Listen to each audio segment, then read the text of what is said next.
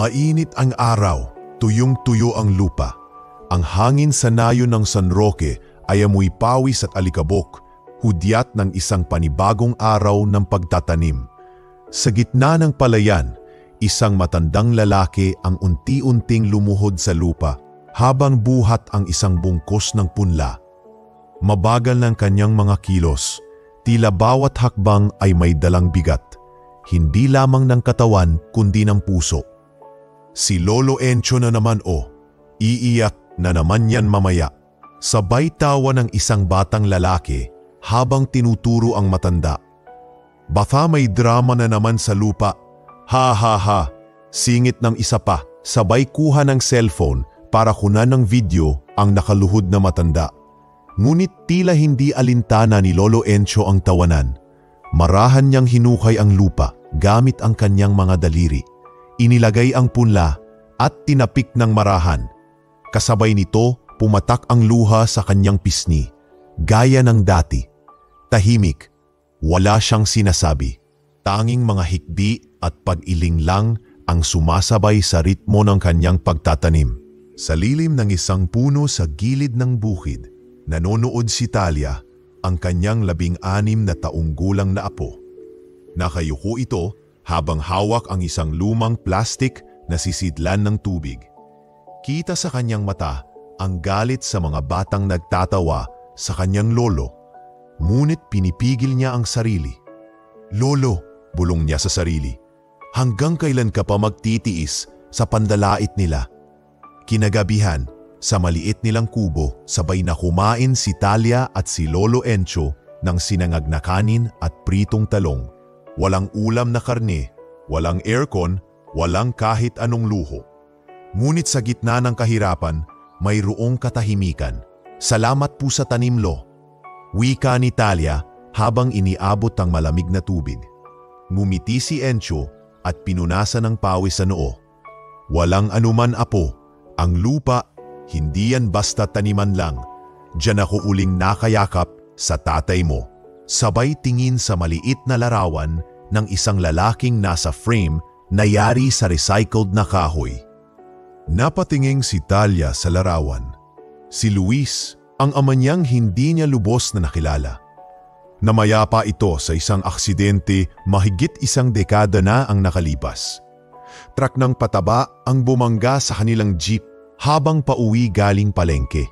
Ayon sa mga kwento, muntik na ring mamatay ang kanyang inang si Myla. Ngunit sa sakit at depresyon, sumunod na rin ito makalipas ang 6 na buwan. Simula noon, si Lolo Encho na ang tumayong ama at ina kay Talia. Sa murang edad ay natuto itong tumanggap ng pangungutya dahil sa kahirapan, dahil sa pagiging apo ng iyaking magsasaka. "Lo, bakit po ba kayo umiiyak habang nagtatanim?" tanong ni Talia matapos ang katahimikan. Hindi kaagad sumagot si Encho. Nakatitig lang ito sa ilaw ng gasera, tila nilalakbay ang isang alaala. "Dito sa lupang to, ako huling nakitang tumatawa ang tatay mo. Dito ko siya tinuruan magtanim. Dito rin ako huling sumigaw bago ko siya hinabol. At huli ko siyang nakita na may buhay." Pabulong niyang sabi. Napasinghap si Talia. Kaya pala ganun kayo kaingat. Tuwing hinahaplos ko ang lupa, parang nararamdaman ko pa ang palad niya. Tuwing dinidilig ko ang tanim, parang kasabay kong dinidiligan ang alaala ng pamilya natin. Pero minsan, Talia, tumigil si Encho na patingin sa bubong. Masakit, parang may tinik sa puso. Tahimik si Talia. Hindi niya alam ang sasabihin. Tanging ang paghawak sa kamay ng kanyang lolo ang kaya niyang ibigay sa sandaling iyon. Kinabukasan, balik ulit si Encho sa bukid. Ganun pa rin, marahang nagtatanim, marahang lumuluha. Sa likod, naroon ang ilang bata, muling nagtatawanan. Bakit di na lang siya magretiro? Umiiyak lang naman lagi. Baka may kasumpa-sumpang bulto dyan sa lupa niya, kaya ganyan. Sigaw ng isa, na tila hindi alintana ang sakit ng mga salitang binibitawan. Pag-uwi, sinalubong siya ni Talia ng yakap. "Lo, isang araw sila naman ang iiyak, sila naman ang mapapahiya." Ngumiti si Encho, kahit may luha sa mata. Hindi ko kailangan na mapapahiya sila, apo. Ang mahalaga, wag mong kalimutan kung saan ka nanggaling at kung bakit kailanman hindi ka hihiyan ang umiyak, lalo kung ang dahilan ay pag-ibig. Sa lilim ng gabi, habang natutulog na si Talia, bumangon si Lolo Encio at muling lumabas ng kubo. Dala ang isang plastik na lalagyan ng buto ng tanim, lumuhod siya sa lupa at binulungan ito. "Luis, ito na naman ako. Kausap na naman kita. Sana marinig mo ako. Sana makita mo ang anak mo. Lumalaban siya, anak. Lumalaban kami." At muli, sa katahimikan ng gabi, tumulo ang luha ng isang lolo na may pusong pinanday ng pagsubok at pusong hindi kailanman tumigil magmahal. Ang hangin sa San Roque ay tila may dalang alaala, malamig ngunit mabigat. Sa bawat huni ng ibon sa umaga, tila may kasamang paalala sa isang nakaraan na hindi pa lubos na nalilimutan. Sa isang gabi, habang umuulan, sa loob ng maliit na kubo ni na Lolo Encio at Talia, muling bumalik sa kwento ang isang kasaysayang pilit kinukubli ng katahimikan. "Lo," mahinang sambit ni Talia habang pinupunasan ang isang lumang litratong galing sa baul. "Ito po ba ang tatay ko at si mama?" Tumango si Encio. Hinagod ang balikat ng apo. "Oo, apo. Diyan sa larawang yan, huling kuha bago ang lahat ay magbago." Nag-umpisa siyang magsalaysay, mabagal, puno ng bigat sa bawat salita. Taong 2012, tag-ulan din noon, katatapos lang ng ani. Masaya kami. Si Luis, ang tatay mo, ay nagsimulang magtanim ng bagong sistema ng tanim, organic. Ayaw niya sa kemikal. Gusto niyang malinis at ligtas ang bawat tanim natin para sa mga anak sa baryo. Napangiti si Talia. "Si Papa pala ay matalino rin." "Oo," sambit ni Encio. "At mahal na mahal ka niya. Inipon namin ang ani noon, balak naming ipundar ng maliit na palengke para sa mga magsasaka sa lugar natin. Pero," huminto siya, tumingin sa dilim sa labas. Sa pagpatak ng ulan, tila rin may mga luha siyang pilit kinikimkim. May kumpanya, malaking kumpanya ng agribusiness, gustong bilhin ang lupa namin. Lahat halos ng may-ari dito sa baryo, pumayag. Pero hindi si Luis. Ayaw niya. Sabi niya, "Tay, hindi pwedeng ibenta ang dangal kapalit ng dolyar. Hindi lahat ng yaman ay kayang sukatan ng pera." Tahimik si Talia, nakikinig. Ramdam niya ang bawat bigkas ng lolo niya. Nakatatakot silang kausap. May mga lalaking parating nakabantay sa baryo, nag-aalok ng suhol. Pero si Luis, matapang, di nagpatalo. Si Myla naman buntis pa sayo noon. Gabi-gabi, nagkakandila kami, nagdadasal. Ngunit, napapikit si Encio. Humigpit ang hawak niya sa rosaryong luma na nakaipit sa kanyang bulsa. Isang araw, pauwi sila galing bayan. Dala ang ilang papeles para sa pagpapatitulo ng lupa. Doon nangyari ang aksidente. Bumangga raw ang isang truck ng pataba. Sabi nila aksidente. Pero sa loob-loob ko, hindi. Imposibleng aksidente. Yung truck na yon, konektado sa kumpanyang gusto sa lupa namin. Masyadong maraming nagkataon. Wala pong investigasyon? Tanong ni Talia. Mayroon, pero sa huli, parang tinabunan lang. Pinagtakpan. Walang nangyari. At ako? Ako na lang ang natira. Ako na lang ang saksi. Ako na lang ang tagapagtanim sa lupaing minahal ng anak ko. Hindi mapigilang mapaluha si Talia. Hindi niya lubos maisip na sa likod ng bawat pagtatanim ng kanyang lolo ay may luhang hindi lang galing sa ngayon, kundi sa kasalanan ng nakaraan. Simula noon, ako na ang nag-alaga sa iyo, apo, dagdag ni Encio. Isinumpa ko sa sarili ko, kahit gaano kahirap, kahit ilang taon ang lumipas, hinding-hindi ko ibebenta ang lupa, kahit ako na lang ang natitirang nagtatanim dito. Dito na rin nagsimulang mabunyag ang kasakiman ng ilan sa kanilang sariling pamilya. Matapos ang aksidente, ang ilang kamag-anak ay sinamantala ang kalituhan ni Encho. Pinilit siyang pirmahan ang mga papeles ng lupa. Pang iba ay binenta ang parte nila kapalit ng pera na kalaunay na wala rin sa bisyo at sugal. Ako na lang talaga ang natira, apo. Ang isang bahagi ng lupang ito, yan na lang ang hindi nila nakuha. Ayaw niyo pong ibenta kahit minsan? Hindi. Dahil sa lupang ito, naroon ang lahat. Ang alaala, ang prinsipyo, at ang pagmamahal. Kapag binenta ko to, para ko na ring pinatay muli ang anak ko. Habang bumibilis ang ulan sa bubong, sabay nitong binilisan ang tibok ng puso ni Talia. Sa kauna-unahang pagkakataon, ganap niyang naunawaan kung bakit tila ritual ang bawat pagtatanim ng kanyang lolo. Hindi ito basta trabaho, ito ay dasal. Ito ay pakikipag-usap sa anak na nawala. Ito ay pakikipaghabulan sa isang katarungang hindi pa rin dumarating.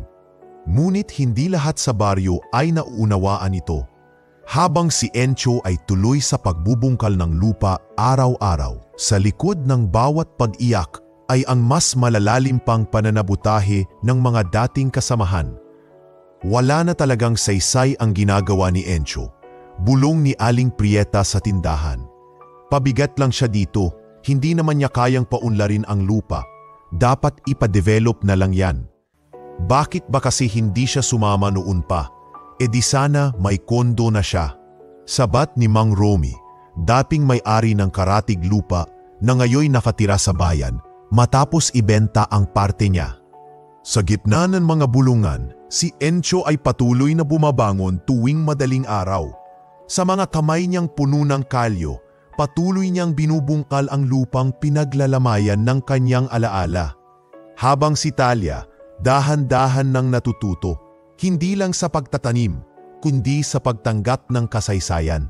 Lo, sambit niya kinabukasan habang sila'y magkasamang naglalakad sa bukid. Kung may araw na mapagod kayo, ako muna ang magtatanim. Tumingin si Encho sa kanyang apo at sa unang pagkakataon, ngumiti siya habang lumuluha. Hindi ng lungkot, kundi ng pag-asa. Mainit na naman ang araw sa baryo ng San Roque. Ang mga langgam ay abala sa paghahanap ng pagkain at ang mga ibon ay nagsasayaw sa ere sa saliw ng hangin. Ngunit sa gitna ng tila normal na umaga, sa gilid ng isang luntiang bukirin, naroon si Lolo Encho, nakaluhod, nakatanim ang kamay sa lupa, at muli umiiyak. "Kuya, ayan na siya, si Lolo Drama," bulalas ng isang binatilyo na may hawak na cellphone. "Bilis, kuhanan mo, gawin mong slow-mo ha, tapos lagyan natin ng malungkot na music. Viral to," dagdag pa ng kasama niyan si Jolo, habang tinatawanan ang pagluha ng matandang magsasaka. Hindi alam ni Encho na kinukunan siya. Tulad ng nakagawian, marahan niyang hinihimas ang lupa, isinisingit ang mga punla ng kamote, sabay sambit ng tila panalangin sa hangin. "Luis, anak, kung nasaan ka man, tulungan mo ako," pabulong niyang dasal habang pinupunasan ng luha, gamit ang laylayan ng kanyang lumang kamiseta. Makailang ulit pa siyang kinunan ng video. Sa oras na inyon, ang katahimikan ng kanyang emosyon ay ginawang katatawanan ng iba. Kinagabihan, sa plaza ng baryo, may ilang kabataang nagsama-sama at tawa ng tawa habang pinapanood ang video sa cellphone. "Lu, may subtitle pa oh! Luha ng Bigo ang title. Parang pelikula! Haha!" sigaw ni Jolo habang nagpapalakpakan ang kanyang mga kaibigan. Hindi nagtagal, ang video ay napost sa social media. Sa loob lamang ng isang araw, umabot ito sa libu-libong views. Ang caption, "Lolong magsasaka araw-araw umiiyak, bakit nga ba?" Sinabayan pa ng nakakatawang emojis. May ilan na naawa, may ilan na nagsabing baka may dinaramdam si Lolo Encho. Ngunit mas marami pa rin ang nagtawanan, nagkomento, nagmeme at ginawang biro ang matandang walang alam sa social media. Sa maliit na kubo, si Talia ay tahimik na nakaupo habang hawak ang kanyang cellphone. Nabasa niya ang video. Nakita niya ang mga komento. "Paawa effect. Baka gusto lang mapansin. Hala, baka naniniwala sa multo. Umiiyak sa lupa? Haha, Next level hugot farmer. Sana all may drama. Napapikit si Talia, pinilip pigilan ng galit. Lo, mahina niyang sambit habang lumapit sa lolo niyang nakaupo sa bangkito. Hawak-hawak ang isang tasa ng mainit na salabat. O apo, bakit ganyan ang mukha mo? Tanong ni Encho. Wala po, pagod lang, kasinungalingan ni Talia. Alam niyang kung sasabihin niya ang totoo, lalo lang masasaktan ang kanyang lolo. At iyon ang huli niyang gustong mangyari. Sa sumunod na araw, habang si Encho ay nagbubungkal pa rin ng lupa, may isang tricycle na tumigil sa gilid ng bukid. Bumaba ang isang lalaking nakabarong, may kalakihan ng tiyan at may kasamang 2 tanod. Si Kapitan Murito ang matagal nang nakatitig sa lupa ni Encho. Hindi lang dahil sa personal niyang galit sa ama ni Luis, kundi dahil may usapan sila ng ilang developer sa bayan. Lolo Encho! Sigaw ng kapitan habang nilalapitan si Encho sa bukid. Napalingon ang matanda, tumayo ng mabagal at tinanggal ang sombrerong palay. O kapitan, mahinahong bati niya. Anong maipaglilingkod ko sa inyo? Hindi ba't ilang ulit ko nang sinasabi sa iyo, tigilan mo na yung pagtatanim dyan? Mariing wika ni Murito. Wala ka namang titulo. Yang sinasaka mo, hindi mo naman pagmamay-ari. Dapat na itong mapa sa kamay ng mas kapakipakinabang na proyekto. Mulat-mula pa kapitan, dito na ako, anak ko, si Luis, dito nagtanim, dito nabuhay. Hindi ko po kayang iwan ang lupaing ito. Tigilan mo ng drama, Encho. Viral ka na nga sa social media. Puro kahihiyan dala mo sa barangay natin. Gusto mo bang gawing joke ang buong San Roque? Nasa malapit lang si Talia at agad siyang lumapit. Kap, hindi po kabastusan ang ginagawa ng lolo ko. Kung may kasalanan man siya, yun ay dahil masyado siyang tapat sa lupa. Napailing si Murito. Ang katigasan ng ulo niyo, maglilimang dekada na. Binigyan na kita ng notice, Encho. Kapag hindi mo pa rin iniwan yung lupang yan sa loob ng 1 buwan, mapipilitan kaming paalisin ka. Pag alis ng kapitan, tahimik lang si Lolo Encho. Umupo siya sa putik, hinawakan muli ang lupa at tumingin sa langit. Ganyan sila noon, ganyan pa rin ngayon, bulong niya. Pero hindi ako aalis, hindi ako tatalikod sa pangako ko sa anak ko. Lumapit si Talia, naupo sa tabi niya. Tahimik, wala ring luha, pero tama nila ang bigat ng isa't isa. Lo, may social media na ngayon. May cellphone, may camera, may mga tao na handang husgahan ka kahit hindi ka nila kilala. Pero may isa pang bagay na mas matapang kaysa sa teknolohiya, ang katotohanan. Ngumiti si Encho kahit may kirot sa puso. At minsan, dagdag ni Talia, ang totoo kahit katawa-tawa sa umpisa. Isang araw, yun din ang magpapatahimik sa lahat. Sa araw na yon, sa likod ng panibagong paninira, mas tumibay si Talia. Hindi niya alam kung paano nila haharapin ang darating na buwan. Pero ang sigurado siya, hindi sila susuko. Hindi nila bibitawan ang lupaing may laman, hindi ng ginto, kundi ng alaala. Sa mundo ng internet at mabilisang kasikatan, si Brix Galeno ay isa sa mga kilalang content creator na palaging trending. Sa edad na 26 nakapagtayo na siya ng sarili niyang channel na may mahigit 250,000 subscribers. Ang tema, tunay na taho, tunay na tawa. Isang koleksyon ng mga nakakatawang eksena sa kalsada, prank at simpleng kalokohan mula sa mga probinsya. Narinig ko sa isang kaibigan ko, may isang lolo raw sa baryo ng San Roque na araw-araw umiiyak habang nagtatanim. Sabi ni Brix sa kanyang crew habang bumababa ng van. May footage ng araw. Viral na yung video. Ang daming shares, sagot ng kanyang assistant na si Jem. Perfect yan, tugon ni Brix habang inaayos ang kanyang GoPro.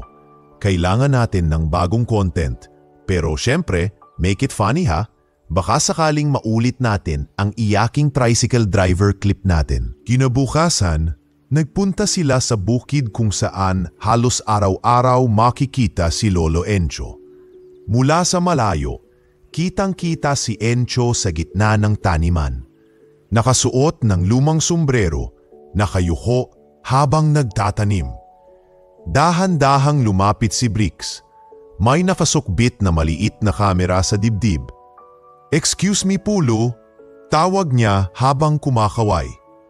Napalingon si Encho, medyo napakunot ang noo. "Abay, sino kayo?" "Bricks po, vlogger ako mula sa Maynila. Nakita po kasi namin sa internet yung video nyo. Gusto po sana naming makipagkwentuhan. Simple lang naman po, tungkol sa buhay-buhay dito sa baryo." Tumangulang si Encho, hindi sanay sa mga gadget, ngunit hindi rin tumanggi. Sumunod na araw, sinimulan ni Bricks ang dokumentary niya. Ngunit sa totoo'y, hindi ito para sa seryoso o malalim na kwento. Gusto lamang niyang makuha ang natural na kilos ni Encho. Umaasang may mapulot na nakakatawa o kakaibang clip. "Lo, bakit po kayo umiiyak habang nagtatanim?" tanong niya habang nakatutok ang kamera. Kasi anak, hindi na natapos ni Encho ang salita. Tumalikod siya, tahimik, saka muling lumuhod sa lupa. Boom! May luha agad. "Ang bilis ha!" Sabay bulong ni Bricks kay Jem habang patagong tinatawanan nito. Ilang araw siyang sumunod kay Encho. Kinuha niya ang bawat eksena, pagtatanim, pag-aalaga ng halaman, pakikipag-usap sa mga kalabaw, pag-upo sa ilalim ng puno, at syempre ang pag-iyak. Ngunit isang umaga, nag-iba ang ihip ng hangin. "Bricks, sumama ka nga sa akin ngayon." Anyaya ni Encho habang hawak ang isang supot ng binhi. "Saan po tayo?" tanong ni Bricks. "Sa gitna ng taniman, may ipapakita ako sa'yo." Walang ibang camera crew, walang masyadong ingay. Sumama si Bricks, bit-bit lang ang handheld camera. Habang naglalakad sila sa makitid na pilapil, napansin niyang tahimik si Encho. Walang imik, pero ramdam ang bigat ng kanyang hakbang. Nang marating nila ang gitna ng bukid, biglang tumigil si Encho. Dahan-dahan siyang lumuhod. Mula sa kanyang bulsa, inilabas niya ang isang maliit at antigong rosaryo. Itim ang butil, may bahagyang lamat sa krus. "Dito," bulong ni Encho. "Dito kami huling nagkasama ng anak kong si Luis. Dito kami huling nagtanim na magkasama." Hindi nagsalita si Bricks. Tila biglang naglaho ang kanyang interes sa content. Sa halip, natahimik siya habang pinapanood ang matanda. Isinuksok ni Encho ang rosaryo sa lupa. Diyan din siya huling lumuhod. Bago siya umalis papuntang bayan, hindi na siya nakabalik. Habang humahaplos sa lupa, tumulo ang luha ni Encho. Hindi iyak ng isang paawa. Hindi rin iyak ng isang taong nagpapansin. Iyon ay iyak ng taong may mabigat na iniingatan sa puso. Taong nawalan, ngunit hindi bumitiw sa alala. Hindi napigilan ni Bricks ang mapahawak sa dibdib, para bang may humaplos sa loob niya. "Lo," mahina niyang sambit. "Ano pong ibig sabihin nito sa inyo? Araw-araw po kayong umiiyak dito. Di po ba kayo napapagod?" Napangiti si Encho sa gitna ng luha. "Hindi ako umiiyak dahil mahina ako, anak. Umiiyak ako dahil ito lang ang paraan para hindi ko makalimutan kung gaano kaming kasaya noon at kung gaano kasakit ang pagdawala niya." Tila napako si Bricks sa kinatatayuan. Wala na siyang masabi. Sa kauna-unahang pagkakataon, hindi niya alam kung itutok pa ba niya ang kamera o ibababa na ito. Sa kanyang isipan, umikot ang tanong, bakit ganito katindi ang hinagpis ng matanda? Anong klasing sakit ang hindi matuyo-tuyo ng panahon? Pag-uwi niya kinagabihan, hindi siya makatulog. Binuksan niya ang laptop at pinanood ang raw footage ng nakaraang mga araw. Hindi na ito katawa-tawa. Hindi na ito para sa meme. Ang nakita niya ay isang kwento. Isang lalaking ipinaglaban ang alaala ng kanyang anak sa lupaing nais burahin ng mundo. Kinabukasan, hindi siya nagdala ng kamera.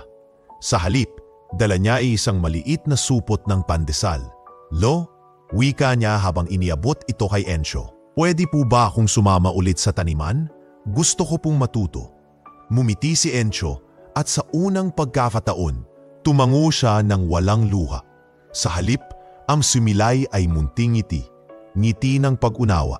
At mula sa araw na iyon, sa pagitan ng katahimikan at pagbubungkal, nagsimulang itanim ni Brix ang tunay na intensyon, hindi para sa views, kundi para sa pag-alala. Mainit ang sikat ng araw, ngunit sa gitna ng taniman ay may lilim na nililikha ng punong mangga.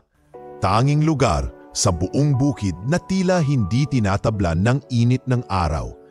Dito inanyayahan ni Lolo Encho si Brix para umupo. Wala ang mga kamera, wala ang crew. 2 plastik na upuan lang ang inihanda ni Talia at isang pitzel ng malamig na tubig na may yelo, bihirang-bihira sa kanilang bahay. Brix, sambit ni Encho habang dahan-dahang iniayos ang pag-upo. Gusto mong marinig ang totoo, hindi ba?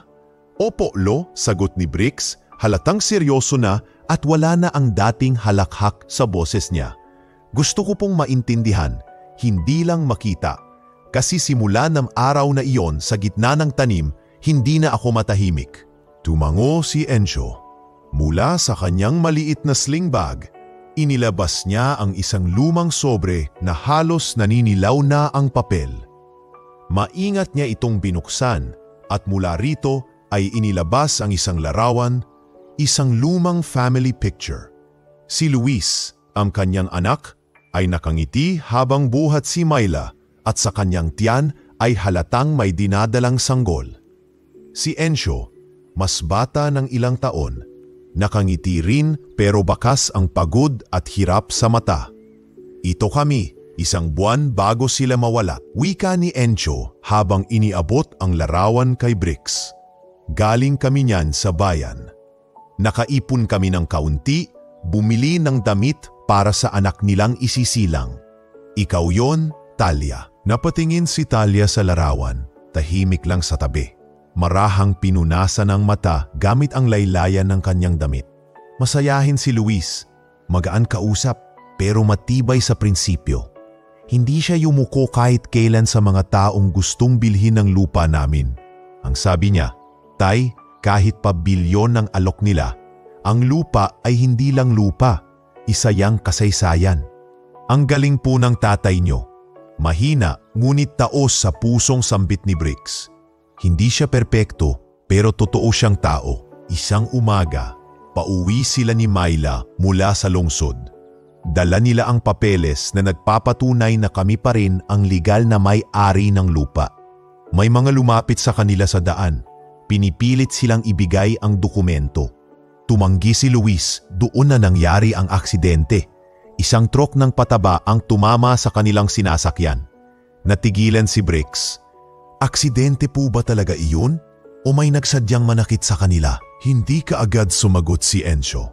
Tumingin muna siya sa malayo, sa kalangitan na tila sinusukat ang bawat hibla ng kanyang alaala. Wala kaming ebidensya. Pero alam ng puso ko, hindi aksidente ang lahat. Hindi kailanman magiging aksidente ang pagkamatay ng 2 taong buong buhay nilang ipinaglaban ang katotohanan. Pinikit ni Brix ang kanyang mga mata. Paano po kayo nakabangon pagkatapos nun? Hindi ko alam, sagot ni Encho. Sabay iling. May mga araw na hindi ako kumakain. May mga gabi na gusto ko na ring sumunod. Pero nakita ko si Talia. Sanggol pa lang siya, walang muwang. Dun ko napagtanto, may dahilan kung bakit ako naiwan. At ang dahilan ay hindi para sumuko. Ilang sandali ng katahimikan ang lumipas. Hangin lang ang naririnig habang marahang umiindayog ang mga dahon ng punong mangga. Alam mo ba, Brix, dagdag ni Encho, ang larawang hawak mo, yan ang unang bagay na hinukay ko sa gilid ng taniman. Tinago ko yan doon para kahit anong mangyari, kahit mawala ang lahat, may alaala akong mahuhukay. Araw-araw kong sinisilip ang lugar na yon. Doon ako umiiyak, doon ako nagdadasal. Tiningnan ni Brix ang larawan sa kanyang kamay, tapos tumingin kay Encho. Hindi na ito ang yaking lolo na una niyang inisip. Isa itong haligi na tinibay ng panahon at binigkis ng sugat ng pagkawala. Isa itong ama na hindi tumigil magmahal kahit ang minamahal ay wala na. Lo, mahina pero matatag ang tinig ni Brix. Patawad po, sa una, Ginawa ko lang kayong content. Gusto ko lang magpatawa. Hindi ko naisip na sa likod ng bawat patak ng luha nyo, may ganitong lalim. Patawad po talaga. Mumipi si Encho. Puno ng unawa. Hindi mo kailangan humingi ng tawad, anak. Minsan, kailangang makita mo muna ang katatawanan bago mo maunawaan ang kabigatan. Ang mahalaga, ngayon ay naiintindihan mo na. Tumango si Bricks.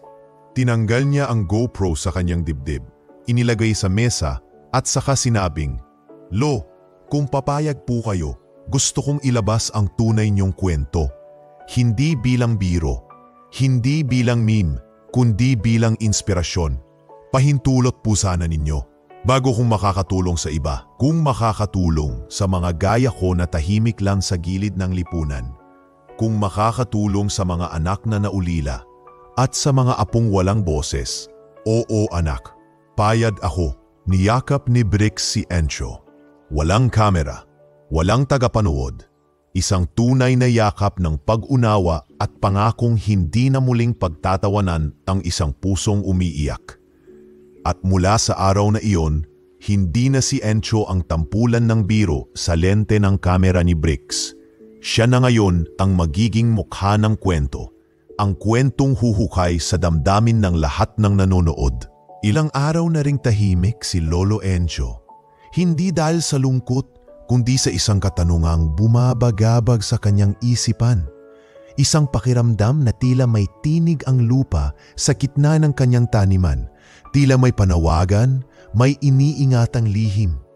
Isang hapon, habang nagpapahinga sa ilalim ng punong mangga, lumapit sa kanya si Talia na may dalang baso ng malamig na tubig. "Lo, kanina pa kayo tulala, may iniisip po ba kayo?" Tanong ni Talia habang naupo sa tabi niya. "May napansin ka ba, apo?"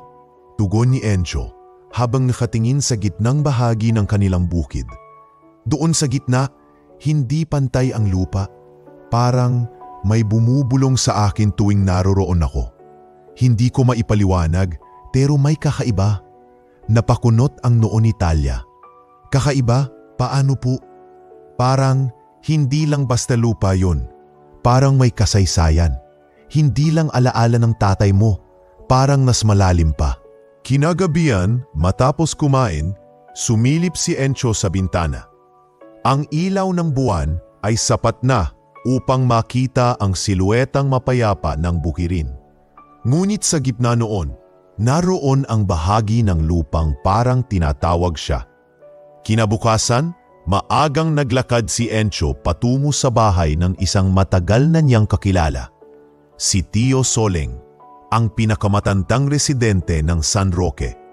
Si Tio Soleng ay halos di na lumalabas ng bahay, dating komadrona at herbalist. Siya rin ang kinikilala bilang tagapag-ingat ng mga kwento at alamat ng baryo. Ang kanyang bahay ay yari sa kahoy, may mamalumang anting-anting na nakasabit sa bintana at amoy yerba buena ang loob. "Tio Soleng," bati ni Encho habang marahang kumakatok sa pinto. Bumukas ang pinto at lumitaw ang isang matandang lalaki, nakasuot ng lumang barong at may kulubot na mukha, ngunit matalim pa rin ang mga mata. "Encho, abang milagro at naparito ka. May kailangan po akong itanong tungkol sa lupa." Napakunot ang noon ni Tio Soleng. "Lupa? Anong klaseng tanong?" "May bahagi po ng bukid ko sa gitna mismo. Parang may kakaiba, parang may laman. Naalala ko po, minsan yun nabanggit na may lumang alamat tungkol sa lupa natin." Pumasok silang dalawa sa loob. Umupo si Tio Soleng at humugot ng malalim na buntong hininga. Mula sa isang lumang kahon, inilabas niya ang isang makapal na kwaderno, puno ng lumang sulat kamay at mga guhit. "Ang tinutukoy mo," sabi niya habang nagbubuklat ng pahina, "ay ang kabisera ng lupa. Alamat pa lang noong kabataan ko." "Ano po yun?" "Isang baul. Hindi basta baul ng yaman. Ayon sa kwento ng matatanda, ito raw ay itinago ng mga unang taga San Roque sa gitna ng bukid. Baul na may laman na kayang magpanumbalik ng dangal ng isang pamilya. Hindi ito kayamanan para yumaman. kundi para ipaalala kung sino ka at saan ka nanggaling. Napasinghap si Encho. May posibilidad po bang totoo yun? Walang makapagsasabi. Marami na ang nagtangkang hanapin pero walang nagtagumpay. Hindi raw ito mahahanap ng mga sakim. Tanging ang may dalisay na layunin at may luhang bumasa sa lupa ang makakakita. Napatingin si Encho sa kanyang mga kamay. Magaspang, may kalyo at laging basa ng luha. Kung totoo man ito, tiyo, gusto ko pong subukan. Hindi dahil gusto kong sumikat. Gusto ko lang malaman kung may saysay pa ba ang lahat ng ito. Kung may pag-asa pa ang lupa naming nilalait ng lahat. Tumango si Tio Soleng. Kung may karapat-dapat na tao para hanapin ang baul na iyon, ikaw yon, Encho. Simula kinabukasan, nagbago ang kilos ni Encho. Hindi na lang siya nagtatanim. Unti-unti, naghuhukay siya sa gitna ng kanyang taniman. Maingat ang bawat pagtapak. Tila sinusundan ang direksyon ng kanyang puso kaysa mapa. Wala siyang sinasabi kahit kanino, kahit kay Talia. Ngunit sa isang barangay na tila salamin ng tsismis, hindi pwedeng manatiling lihim ang lahat. Hoy, alam niyo ba? Si Lolo Encho, naghuhukay raw ng kayamanan sa gitna ng taniman niya. Ay sus, kung hindi baliw, desperado. Baka gusto niyang maging sikat sa YouTube, sumunod kay Treasure Grandpa. Haha, puno na naman ng tawanan ang plaza. Ang ilang kabataan ay sinadyang sumilip sa bukid at kinunan pa ng video si Encho habang may hawak na pala. #CrazyFarmer ang caption ng isa. Ngunit walang kahit isa sa kanila ang nakakaalam ng tunay na dahilan sa likod ng bawat hukay. Sa bawat tabong iniigid ni Encho para lumambot ang lupa. Sa bawat pawis at pagod na binubuhos niya, ay ang hangaring hindi para sa salapi, kundi sa pagpapatunay na may kabuluhan ang kanyang ipinaglaban.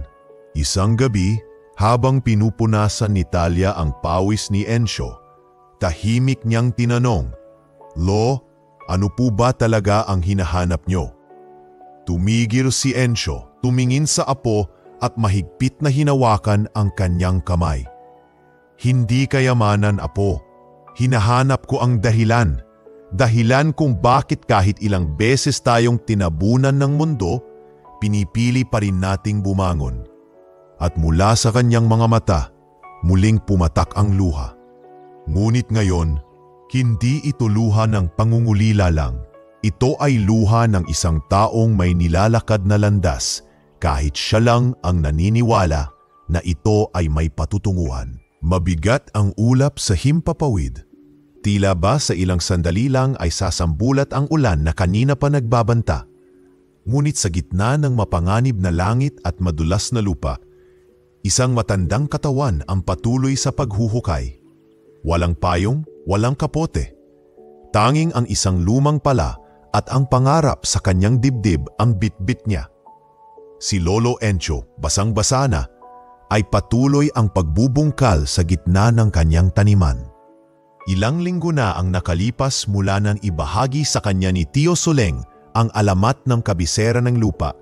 At ngayon, ang bawat patak ng ulan ay tila isang senyas na hindi siya dapat huminto. "Konti na lang," bulong niya habang hinihigpitan ang hawak sa pala. "Konti na lang, Luis." Nagbabadya na ang pagdilim nang bigla siyang nadulas. Ang putik na unti-unting lumambot sa paanan ng hukay ay tuluyang binitawan ang kanyang paa. Bumagsak siya sa gilid ng butas at isang matinding kirot ang sumagupa sa kanyang binti. "Aray! Diyos ko!" bulong ni Encho habang pikit matang kinikimkim ang sakit. Halos hindi na siya makatayo. Tila may nabatak at ang kanang binti niya ay namamaga sa gilid. Ngunit bago pa man siya tuluyang mawalan ng lakas, napansin niya ang ilalim ng kanyang palad na tumama sa isang matigas na bagay sa lupa. Hindi bato, hindi ugat, kundi malamig na bakal. Napakapit siya sa gilid ng hukay, pilit lumuhod, habang ang puso niya ay biglang bumilis. Muli niyang pinunasan ng putik gamit ang palad at unti-unting lumitaw ang isang patag, kulay berdeng metal. May bahagyang ukit sa gitna. Hindi niya maaninag ng malinaw sa dilim, ngunit alam niyang ito na yon. Diyos ko po, halos hindi makahinga si Encho. Ito na nga, sa gitna ng ulan, ginapang niya ang kanyang cellphone mula sa bulsa. Basang-basa na ito, ngunit nagawa pa rin niyang pindutin ang contact ni Talia. Apo, sabi niya nang sagutin ang tawag. Tawagin mo si Bricks. At si Tio Soleng, bilisan niyo, may nahanap ako. Makalipas ang halos 30 minuto, dumating ang tricycle na minaneho ni Bricks kasama si Talia na may dalang payong at tuwalya at si Tio Soleng na hawak ang kanyang lumang tungkod. Agad silang tumakbo sa gitna ng taniman habang ang ulan ay tilang nananadya pa sa pagbuhos nito. Ang lo, sigaw ni Taliang makita si Encho na nakasandal sa gilid ng hukay, nanginginig putik-putikan. Apo, ayos lang ako. Tingnan niyo to. Tinuro niya ang isang parte ng lupa. Lumuhod si Bricks at si Tio Soleng at sabay nilang hinukay ng marahan ang bahagi ng lupa sa paligid ng bakal. Unti-unti lumitaw ang buong gilid ng bagay. Isang baul na yari sa bakal. May kalawang, ngunit buo pa rin. At sa gitna nito, may ukit na simbolo. Isang bilog na may tatsulok sa loob at isang pares ng bituin sa magkabilang gilid. Naku po, halos mapahinga si Tio Soleng. Yan ang sinasabi ko. Yan ang simbolo ng angkan ng Abakan. Ang mga unang tagapagtatag ng San Roque. Hindi ito kwento lang, bulalas ni Bricks habang dinodokumento gamit ang kanyang cellphone. Totoo pala talaga ang baul. Si Talia ay nakaluhod sa tabi ng kanyang lolo, hawak-hawak ang malamig nitong kamay. Lo, kailangan ka naming dalhin sa health center. May tama po kayo sa binti. Baka nabalian po kayo. Nag-aalalang wika niya. Ngunit ngumiti lang si Encho kahit masakit ang katawan. Hindi ako aalis dito hanggat hindi ko nabubuksan yan. Bukas natin bubuksan, Tay. Sambit ni Tio Soleng. Kailangan mo munang makapagpahinga. Pero kung totoo ang nasa loob niyan, baka ito na ang katapusan ng iyong paghihirap. Pinagpasyahan nilang itakip muna ang baul ng trapal upang hindi mabasa. Ibinaba ng kaunti ang lupa sa paligid para hindi ito bastang makita ng iba. Nang gabing iyon, habang binibitbit si Encho sa likod ng tricycle at tinutungo ang health center, abot langit ang damdamin niya. Hindi man siya makalakad ng maayos. Ang puso niya ay tila lumilipad. Luis, mahina niyang bulong habang nakasandal sa balikat ni Talia. Baka ito na ang sagot. Kinabukasan, kumalat na ang balita sa buong baryo. Ano daw? Nakahukay si Lolo Encho ng baul sa gitna ng tanim niya? Baka yan na yung sinasabi nilang kayamanan kuno. Baka naman bato lang yan na sinimulang palakihin ng kwento? Kung totoo, edi ayos siya. Kung hindi, edi lalong napahiya. Ngunit walang sino man sa kanila ang tunay na nakakita. At sa pagkakataon ito, hindi na alingaw-naw ng biro ang namamayani, kundi bulong-bulungan ng pag-aabang. Sa ospital, habang nakabandage ang binti ni Encho, naroon sa tabi niya si Bricks na abalang inaayos ang kanyang kamera at laptop. Lo, wika ni Bricks, gagawa ako ng video tungkol dito. Pero hindi para sa content, para sa katotohanan, para sa lahat ng kagaya mo na nilibing ng lipunan pero hindi kailanman nawala.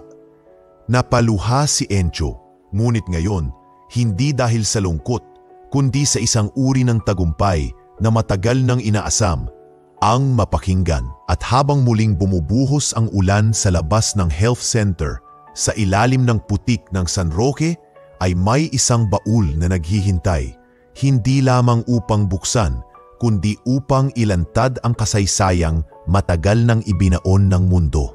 Umaga pa lang ay abala na si Bricks Galenos sa pag-e-edit ng video.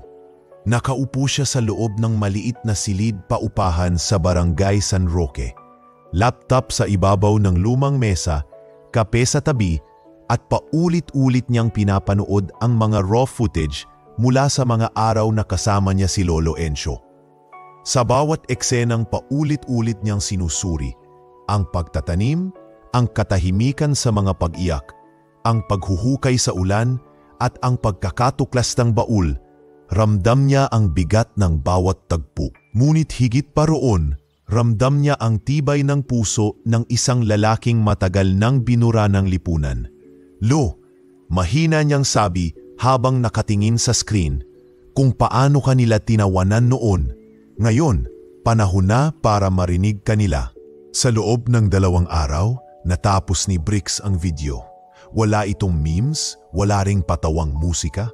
Ang bawat eksena ay sinabayan ng marahang tugtugin sa piano. Mga salitang isinulat niya sa screen bilang buod ng bawat yugto. Ang luha ay hindi kahinaan. Minsan ito ang tanging paraan para alalahanin ang pagmamahal. Sa huling bahagi ng video, naroon si Encho, nakaupo sa gilid ng kanyang taniman habang binubuksan nila ni Tio Soleng at Talia ang baol na natagpuan. Hindi pa nila inilalahad ang nilalaman, tanging ang reaksyon ng mga mata ni Encho ang ipinakita. Punong-puno ng lungkot, gulat at sa huli, kapayapaan. In-upload ni Bricks ang video sa YouTube at Facebook. May pamagat na, ang luhang binaon sa lupa, ang tunay na kwento ni Lolo Encho ng San Roque. Hindi pa lumilipas ang 12 oras ay umabot na ito sa 500,000 views. Sa susunod na araw, trending na ang hashtag Lolo Encho sa Twitter at Facebook. Maraming netizens ang nagkomento. Hindi ko mapigilang umiyak. Saludo kay Lolo Encho. Ang ganitong kwento ang dapat napapanood ng mas marami. Nakakahiya. Dati ko pang nakita ang video niya na iniiyakan. Hindi ko alam ganito pala katindi ang dahilan. Paumanhin po, Lolo. Ipinanganak akong may sariling lupa, pero hindi ko pinahalagahan. Salamat sa kwento ni Lolo Encho. Ngayon alam ko na ang halaga nito. Isang araw makalipas ang paglabas ng video, may dumating na puting SUV sa tapat ng bahay ni Encho.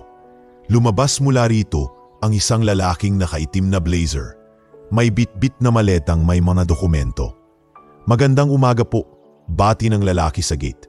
Ako po si Attorney Leo Manlapas mula sa Foundation for Land Justice. Napanood po namin ang kwento ni Ginoong Encho. Lumabas si Bricks at Talia, sabay sinalubong ang bisita. May kailangan po ba kayo kay Lolo? Tanong ni Bricks. Oo, sana po makausap ko siya. May mahalaga po kaming dokumento. Dumating si Encho nakatungkod pa rin at nang makita ang abogado ay tila nag-alinlangan siya. Kung may balak po kayong angkinin ang lupa ko, hindi na po ako papayag. Wika ni Encho nang may kaba sa tinig. Ngunit ngumiti si Attorney Manlapas. Hindi po. Sa katunayan, kabaligtaran po, matagal na pong nakatingga sa opisina ng lupa sa bayan ang dokumentong ito. Ito po ay Deed of Absolute Ownership na nakapangalan sa anak ninyo, kay Luis Abacan. Hindi lang naasikaso matapos siyang bawian ng buhay. Nalaman namin ito nang magsimula ang panibagong audit dahil sa ingay ng video ninyo. At ngayon, oras na pong maipasa sa inyo. Hindi nakapagsalita si Encho. Hawak niya ang papel, nanginginig ang mga kamay habang pinagmamasdan ang pangalan ng kanyang anak sa dokumento. Para siyang bumalik sa oras nang buo pa ang pamilya nila at sabay silang nagtatanim sa lupa. Luis, bulong niya, ito pala ang iniwan mo sa amin. Tumingin siya kay Talia saka kay Bricks na halos maiyak na rin. Ang buong San Roque, hindi na kayo pagtatawanan ngayon, Lo, sabi ni Bricks. Mula sa luha, ngayon, ikaw na ang inspirasyon ng buong bayan. Muling dumagsa ang media sa baryo. Isang linggo makalipas ang paglabas ng video, featured si Lolo Encho sa TV Patrol, GMA News at ilang online magazines. Hindi ko po inakala na maririnig ako ng buong Pilipinas. Wika ni Encho sa isang panayam. Wala po akong intensyong sumikat. Ang gusto ko lang po ay itanim ang alaala ng anak ko sa bawat sulok ng lupaing iniwan niya. May mga NGO na nagpadala ng tulong, kagamitan sa pagsasaka, scholarship kay Talia at maging proyekto ng irigasyon para sa taniman. Ang mga dating tumatawa sa kanya ay ngayon tahimik. Hindi sa hiya, kundi sa pagkamangha. Sa kalye habang dumaraan si Encho, may bumati sa kanya. Lolo Encho, salamat po sa inspirasyon. Sana po matuto rin kaming pahalagahan ang lupa naming minana. Tumangulang si Encho, sabay sabing, ang lupa, hindi lang tinitirhan, inuuwian at pinagyayaman hindi para sa pera, kundi para sa susunod na henerasyon. At habang siya'y bumalik sa taniman, bit-bit ang bagong pag-asa at mas matibay na pangarap, ang dating tinatawanan ng mundo ay ngayoy isa ng alamat. Mainit na araw iyon sa San Roque, ngunit tila buong baryo ang huminto sa oras. Sa gitna ng taniman ni Lolo Encho, isang tolda ang itinayo ng lokal na pamahalaan. Naroon ang mga kinatawan mula sa National Museum, Department of Agrarian Reform at ilang eksperto sa kasaysayan. Sa gitna ng lahat ay ang baul, makaluma, kalawangin at tila pinaghalong takot at pag-asa ang bumabalot dito. Naka-wheelchair si Encho, katabi si Talia na hindi bumibitiw sa kanyang kamay. Si Brix ay abala sa pagdodokumento ng kaganapan, ngunit ngayon hindi bilang content creator kundi bilang tagapagtala ng kasaysayan. "Lo, handa na po ba kayo?" tanong ni Talia, bahagyang nanginginig ang boses. "Matagal na akong handa, apo," sagot ni Encho, sabay ngiti. "Ang tagal kong hinintay ang araw na ito, na ang luha ay hindi na lamang paghihinagpis, kundi patunay." Tumamo ang isang eksperto mula sa National Museum. "Kami na po ang magbubukas, Ginoong Encho, sa harap po ninyo." Maingat nilang pinukpok ang luma at kalawangin na kandado ng baul. Isang click ang narinig. Pagbukas ng takip, bumungad ang isang salansan ng tela at papel. May mga balot sa langis upang hindi masira ng panahon. Nagpalitan ng tinginan ang mga naruroon. Dandahang kinuha ng eksperto ang unang dokumento. Inilatag ito sa mesa at sinimulang basahin. Antigong kasulatan. Ito po ay mula 1899, wika ng eksperto. Isa itong testamento ng lupang Minana na nakapangalan kay Hermano Pedro Abacan, lolo ng inyong anak na si Luis. Napatigil ang lahat, tumahimik ang paligid. Totoo nga, bulong ni Tio Soleng. Hindi pala alamat, ang lupaing yan, pagmamay-ari talaga ng pamilya ninyo, Encho. Sumunod na binuksan ay isang lumang larawan. Itim-puti, kupas na ang gilid, ngunit malinaw pa rin kita ang isang grupo ng mga magsasaka. Bit-bit ang mga pala at araro. Sa gitna ng larawan, isang lalaking kamukhang-kamukha ni Encho, ngunit mas bata. Nasa kanyang dibdib ang parehong antigong rosaryo na araw-araw niyang hawak. "Lolo ko yan," mahinang wika ni Encho, halos di makapaniwala. "Si Mariano Abacan, siya ang nagturo sa aking magtanim." May lumang kahon pa sa loob ng baul. Binuksan ito ng eksperto at tumambad ang 3 gintong singsing. Bawat isa ay may ukit ng parehong simbolo, bilog, tatsulok at bituin, ang simbolo ng angkan ng Abacan. Habang sinisiyasat pa ang mga nilalaman ng baul, isang abogado mula sa lokal na munisipyo ang lumapit kay Encho. "Ginoo, may gusto po kaming ipabatid sa inyo," wika niya. "Ang mga dokumentong ito ay sapat upang ireklamo ang mga dating tangkang pagbawi ng lupa. Lalo na ang isa sa mga dokumentong nakuha namin mula sa mga rekord ng barangay, palsipikado. At base sa testimonya ng isang dating opisyal, si Kapitan Morito ang may pakana. Nagkatinginan ang lahat. "Ako na ang magpapatunay," sigaw ng isang matandang babae mula sa likod ng mga tao. Si Aling Sima, isang dating kagawad. "Nandoon ako noong pumirma si Morito sa dokumentong galing daw sa lupaing Amerikano. Alam ko hindi totoo, pero tinakot niya kami.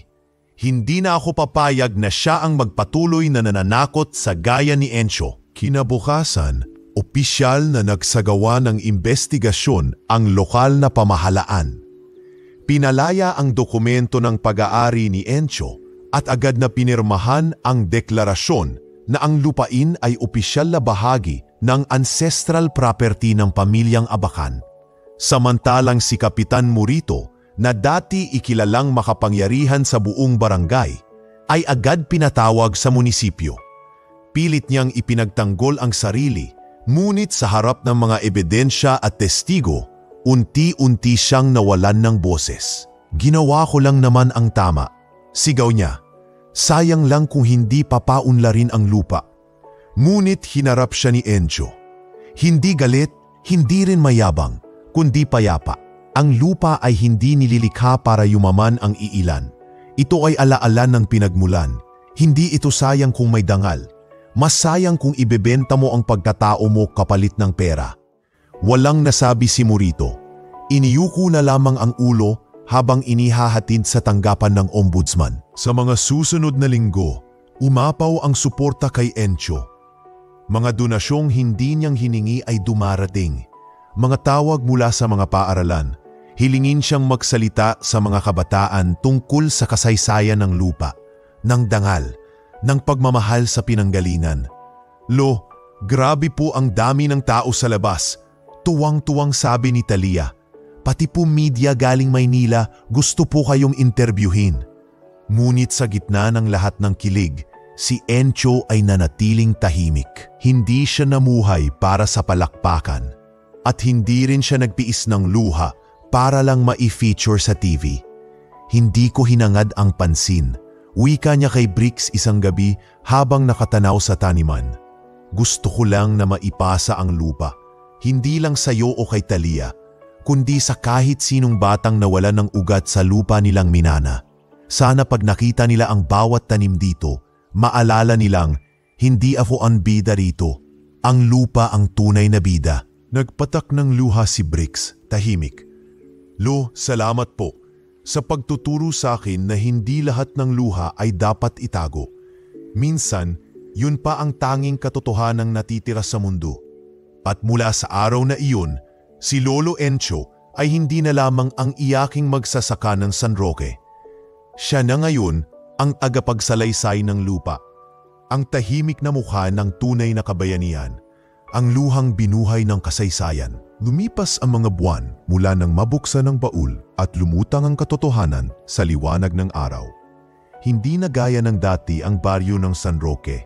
Ang dating bukid na pinuturing na walang silbi ay ngayon puno ng mga estudyante, mamamahayag at mga volunteer mula sa iba't ibang panig ng bansa. Dati halos walang dumadaan sa lupaing niyuyurakan ng panlalait. Ngayon, iyon ang sentro ng aral at pag-asa. Si Brix Galeno, na dating vlogger na nagtatawa sa kahirapan ng iba, ay isa ng ganap na dokumentarista.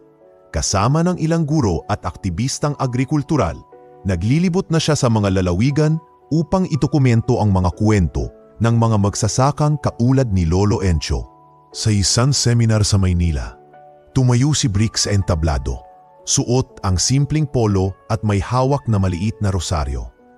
Hindi po ako magsasaka, panimula niya. Pero may isang matandang magsasaka na nagturo sa akin kung paano bumungkal ng lupa. Hindi lang gamit ang pala, kundi gamit ang puso. Mula sa likod ng entablado, ipinakita sa screen ang mukha ni Lolo Encho. Nakatingin sa kamera, may ngiting bahagyang may luha, habang hawak ang isang punla.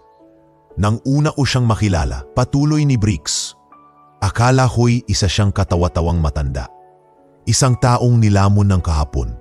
Pero ngayon, alam kong siya pala ang nagligtas sa akin sa pagiging bulag sa katotohanan. Pumalakpak ang buong audience. May ilang umiiyak. May ilang nagsusulat ng nota sa kanilang mga laptop. Pagbalik ni Brix sa San Roque, agad siyang sinalubong ni Talia. Dala ang isang sulat na may official seal. Kuya Brix, sugaw niya. Tumatakbo papalapit. Dumating na po. Ano yan? Tanong ni Brix habang tinatanggap ang sobre. Lu, ate, halina kayo't basahin natin. Masiglam sigaw ni Talia. Lumabas si Encho mula sa kubo. Ngayon ay may mas malawak na anihan sa paligid. May maliit ng palikuran at silungan, gawa sa pinagsama-samang tulong ng mga donor. Binuksan ni Brix ang sulat. Malinaw ang logo sa itaas, Fundasyon Filipina para sa Kabataan. Binabati ka Talia Abacan, binasa ni Brix. Ikaw ay isa sa mga napiling iskolar para sa aming full academic grant. Bilang kinatawan ng kabataang nagpakita ng tapang, pagsusumikap at pagmamahal sa kasaysayan ng kanyang pamilya at lupang sinilangan. Napaluha si Talia, napayakap kay Lolo Encho. Lo, makakapag-aral na po ako. Huwag mong kalilimutan ang lupa po. sabi ni Encho habang pinupunasan ang luha. Maging anuman ang marating mo, dito pa rin ang ugat mo. Samantala, ang dating tahimik na taniman ni Encho ay ginawang bukas na learning farm. Araw-araw, may mga kabataang galing eskwelahan ang bumibisita upang maranasan ang tunay na buhay sa bukid. Bakit po kayo umiiyak noon, Lolo? Tanong ng isang batang lalaki habang naglalagay ng punla sa lupa. Mumiti si Encho dahil bawat tanim may alaala at bawat luha may binubungang pag-asa. Sa isang bahagi ng bukid, itinayo ang isang maliit na pavilion, bukas sa lahat ng gustong matuto. Sa entrada nito, may karatulang bakal na nakasulat, Luha ng Lupa Foundation, tinatag ni Lolo Encho Abacan para sa mga magsasaka ng kinabukasan. Ang foundation ay nagbibigay ng libreng workshop para sa sustainable farming, permaculture at urban gardening. Nagtuturo rin sila ng kasaysayan, hindi ng mga revolusyon o bayani, kundi ng mga karaniwang tao na itinaguyod ng pawis at paniniwala. Dumalo rin si Brix sa unang araw ng pagbubukas ng programa. Lo, sambit niya habang nilapitan si Encho na nakaupo sa silid-aralan. Tingnan niyo po, dati tayong dalawa lang ang nag-uusap tungkol sa lupa. Ngayon, napakarami na nila. Tinapik ni Encho ang balikat ni Brix. Hindi natin sila tinuruan para magtanim lang ng palay. Tinuruan natin silang magtanim ng dangal. Sa araw ring iyon, isang grupo ng mansasaka mula sa iba't ibang bahagi ng bansa ang dumalaw. Lolo Encho, salamat po, wika ng isa. Nakita namin ang video nyo. Dati gusto ko nang tumigil sa pagsasaka. Pero sa inyo ko natutunan na ang tunay na mayaman ay yung kayang umiyak para sa lupa. Naglakad si Encho papunta sa gitna ng taniman. Ngayon ay may mga tanim ng kamatis, sitaw at luya. Tiningnan niya ang paligid. Ang mga batang nagtatanim. Ang mga guro-estudyanteng nagkaklase sa lilim ng punong mangga. At si Talia na may hawak na aklat habang nagtuturo ng basic composting sa mga dayo. Minsan bulong niya sa sarili, kailangan mong itanim ang sarili mo sa sakit para sa huli, ikaw ang mag-ani ng liwanag. At sa bawat haplos ng hangin sa kanyang muka, sa bawat halakhak ng mga kabataang ngayon, ay humahawak ng lupa ng may paggalang. Alam niyang natupad na ang lahat ng dasal na iniyak niya sa lupa. Hindi para sa sarili, kundi para sa kinabukasan. Isang malamig na umaga sa San Roque.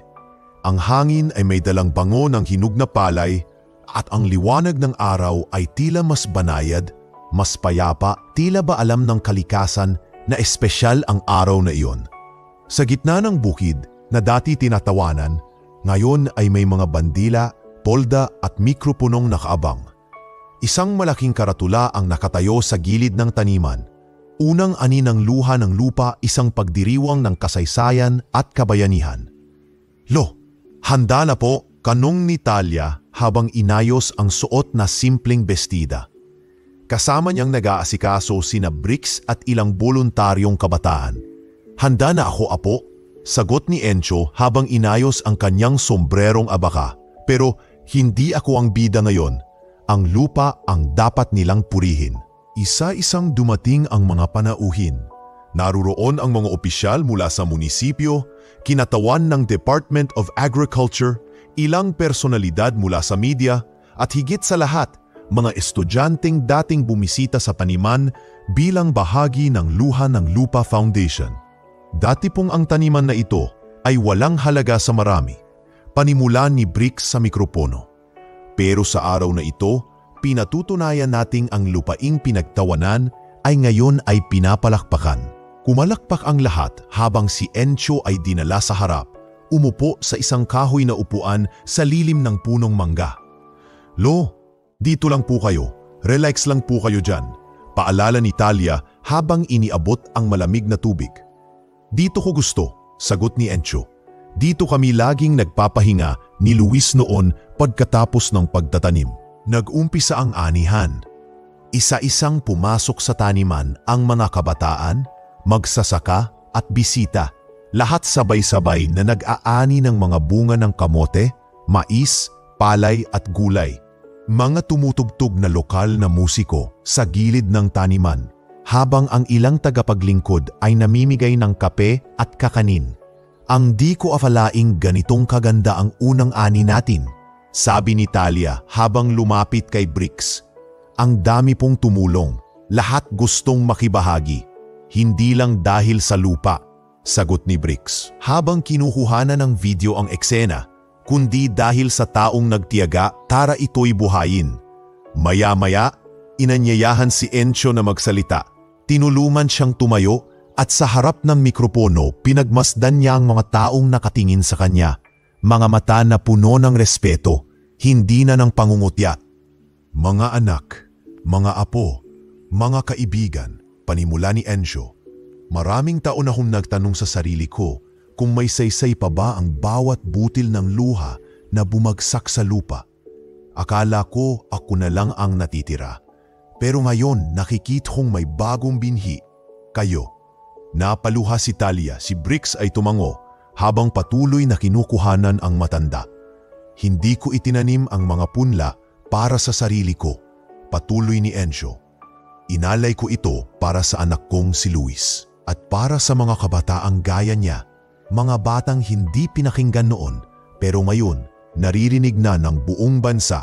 Pagkatapos ng talumpati, dinala si Encho sa isang maliit na kubol sa tabi ng bukin.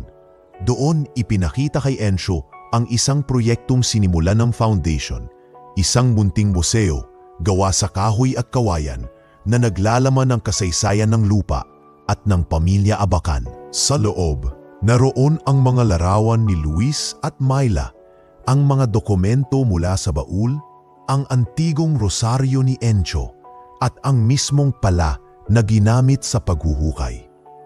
Sa gitna ng museo ay may naka-frame na simpleng sulat mula kay Talia. Ang lupa ay hindi lang sinasaka, ito ay minamahal. At sa bawat pag-ibig na itinanim ni Lolo Encho, kami ang bunga. Paglabas ng museo, tumingin si Encho sa paligid. Sa punong mangga, nakaupo siya muli sa paborito niyang upuan. Tahimik, marahang hininga. Sa kanyang palad, hawak ang isang maliit na larawan ni Luis. Bata pa, nakangiti, may hawak na punla.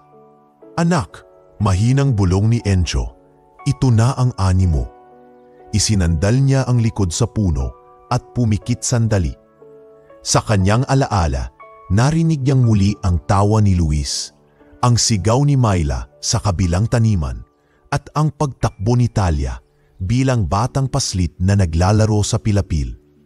Dito ka pa rin pala, Tay, bulong ni Luis sa kanyang isipan. Oo anak, sagot ni Encho sa katahimikan. Dito lang, hindi ako umalis. Habang ang araw ay unti-unting lumulubog, ang liwanag nito ay sumasayaw sa mga dahon ng punong mangga. Sa ilalim nito, isang matanda ang nananatiling tahimik, hindi dahil sa pagod, kundi dahil sa kapayapaang matagal niyang inani. At sa paligid niya, ang dating binasurang lupa ay ngayoy may sigaw ng buhay. Sigaw ng mga batang natutong magtanim, ng mga magsasakang muling tumayo, at ng mga pusong natutong igalang ang luha ng isang magsasakang hindi sumuko. Ang unang anihan ay naging ani ng alaala, ng pagmamahal, ng dangal at ng isang bansang muling naalala kung sino ang tunay na pundasyon nito. Ang mga taong handang umiyak para sa lupa. Lumipas ang ilang buwan mula nang ipagdiwang ang unang ani sa San Roque. Ang bukid ni Lolo Encho ay nanatiling luntian, hindi lang sa tanim kundi sa pag-asa.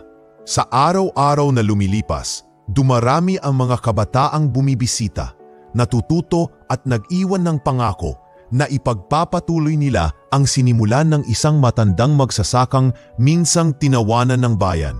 Ngunit isang araw, isang balita ang muling yumanig sa katahimikan ng baryo. Lo, tawag ni Talia habang papalapit. May hawak na papel. Nakasaad dito, nakalaya na si Kapitan Morito. Probation lang daw po ang hatol sa kanya.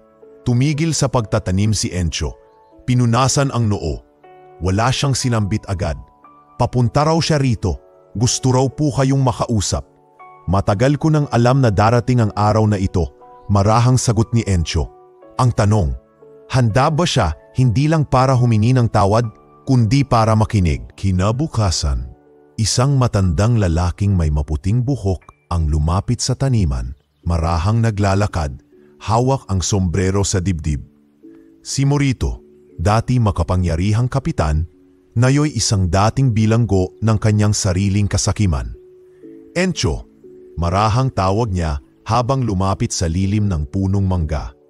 Salamat at pinayagan mong makalapit ako.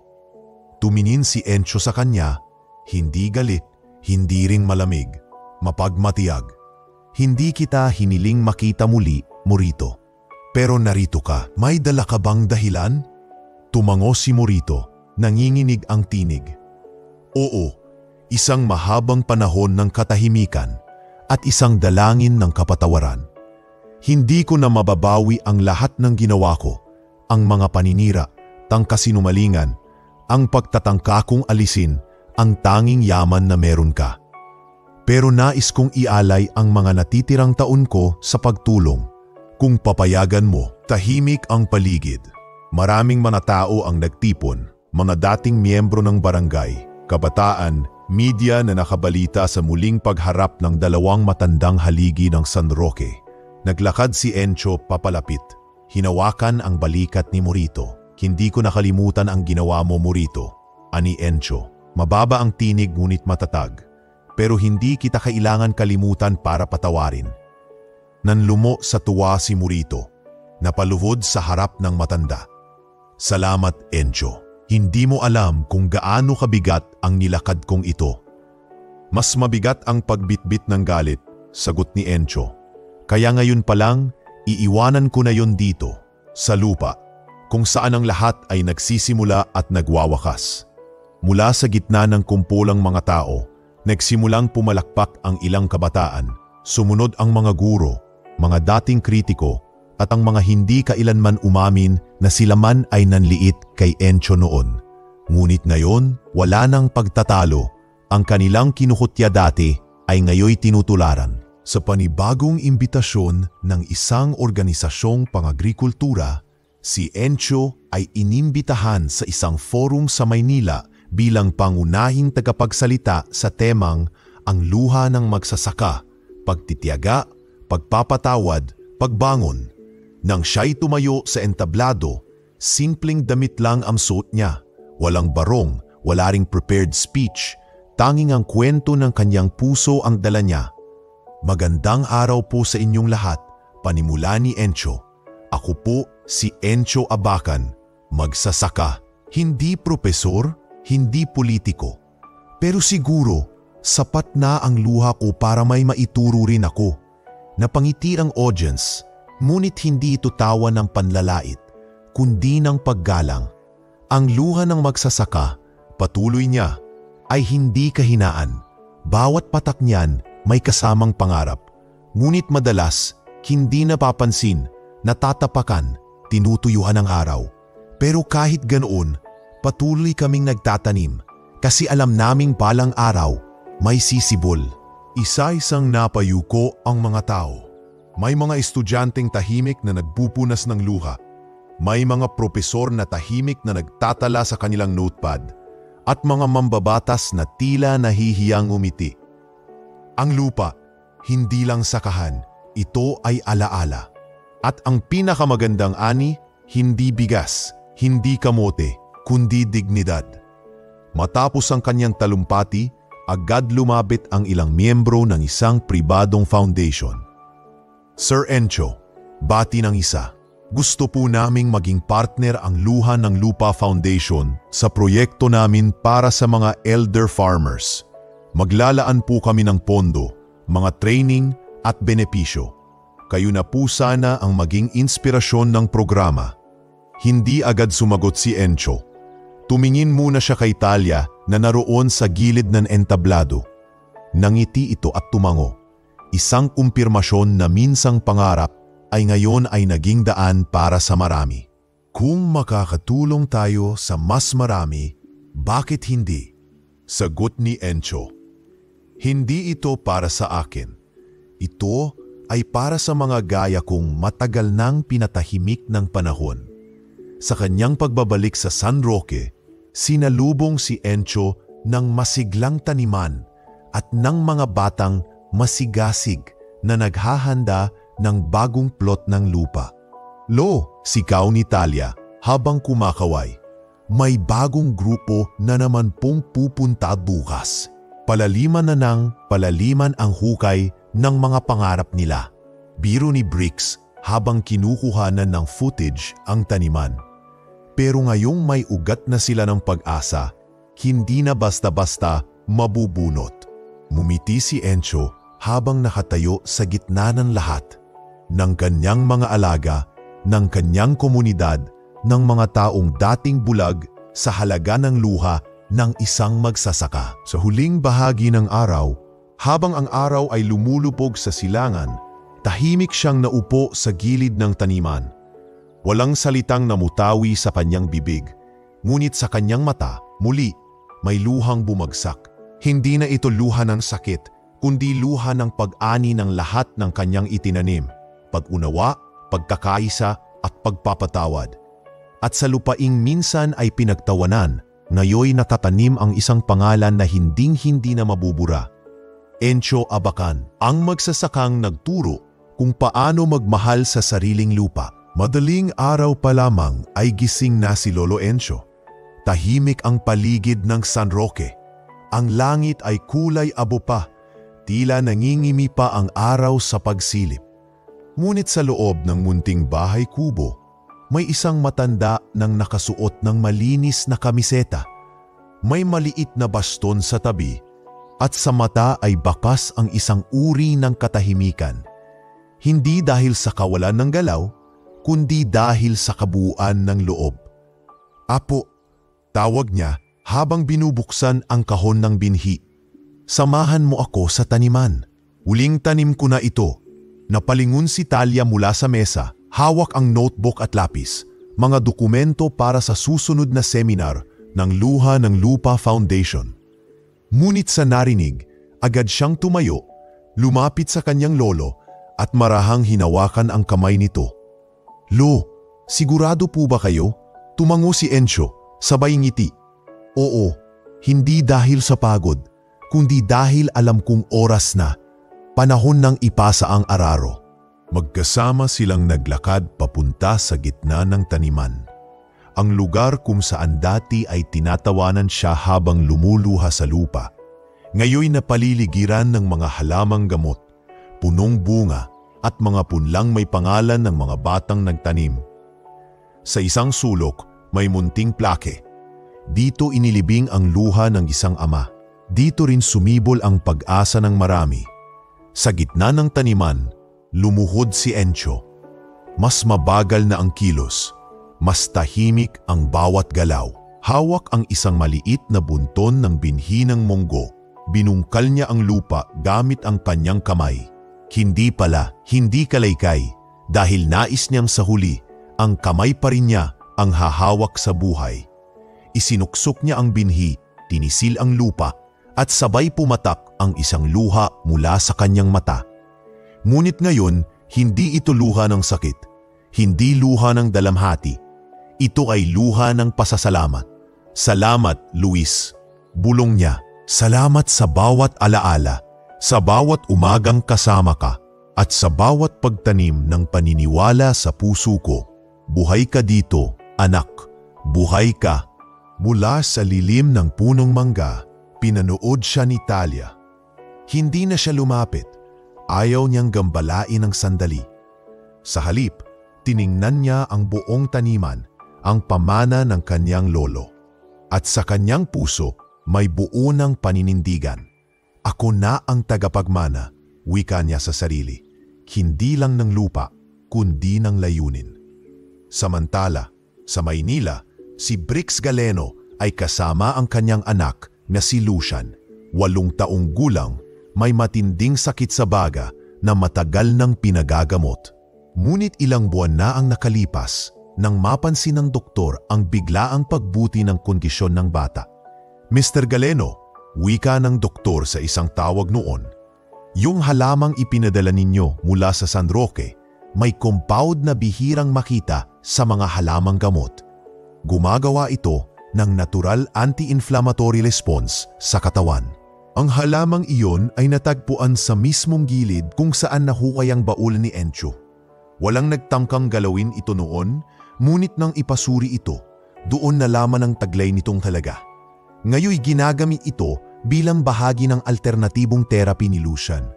Lolo Encho saved my life, sabi ni Lucian, habang kumakaway sa screen ng video call kay Encho. When I grow up, I want to be like him. Ngumiti si Encho, humawak sa screen ng tablet at mahinang sambit. Mabuti naman at natubigan din ang isa pang halaman sa dulo ng daan.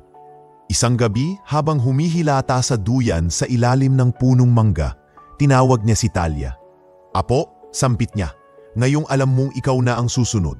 Dalhin mo sa lupa ang hindi kailanman nasusulat. Ano po yun, Lolo? Ang luha ng puso, huwag kang matakot umiyak kung kailangan. Dahil ang luha ng puso, may binubungang pag-asa. Niyakap siya ni Talia, mahigpit. Pangako po, Lolo, hindi ko bibiguin ang taniman niyo. Makalipas ang 1 taon, eksaktong araw ng anihan, isang malungkot ngunit marangal na balita ang lumaganap. Pumanaw si Lolo Encho habang natutulog sa ilalim ng punong mangga. Walang kirot, walang sakit, payapa. Nasa tabi niya ang kanyang lumang sombrero, rosaryo at isang piraso ng papel na may nakasulat na huling mensahe. Kapag ako'y wala na, huwag niyong hanapin ang katawan ko. Hanapin niyo ako sa lupa, sa bawat tanim, sa bawat binhing magbubunga. Doon ninyo ako makikitang muli.